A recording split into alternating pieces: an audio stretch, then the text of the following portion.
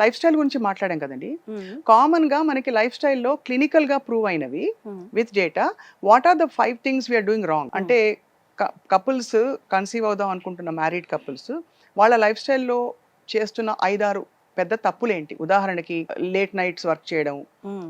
Stress factor ఉండడం, అలా మీరు చెప్తే యాజ్ అ డాక్టర్ ఏం చెప్తారండి? ఫస్ట్ థింగ్ ఇప్పుడు నేను ప్రాక్టికల్గానే మాట్లాడతాను, అంటే day to day whatever I've noticed. ఒకటి diet, food habits, very bad food habits.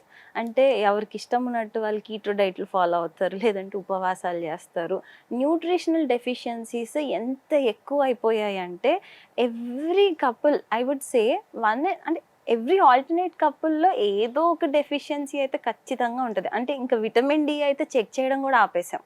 అది నో ఎక్స్పోజర్ టు సన్. అవి ఫస్ట్ న్యూట్రిషన్ డెఫిషియన్సీస్, డైట్.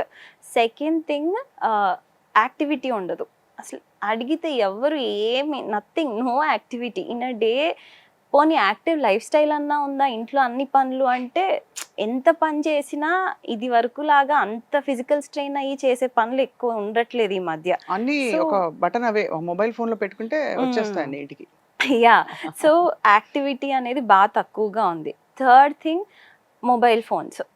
అంటే నైట్ పడుకునే ముందు కంపల్సరీ ఆ స్క్రోలింగ్ చేస్తూ అలా పడుకుని వాళ్ళు అసలు ఒక ప్రాపర్ రిలేషన్షిప్లోనే ఉండట్లేదు. అంటే husband and wife physical relationship is also very important. వాళ్ళు ఎంత ఇంటిమేట్గా ఉంటున్నారు అది కూడా ఇట్స్ వెరీ ఇంపార్టెంట్. అండ్ ఈ రోజులు if I ask every second కపుల్కి, దే హార్డ్లీ ట్రై.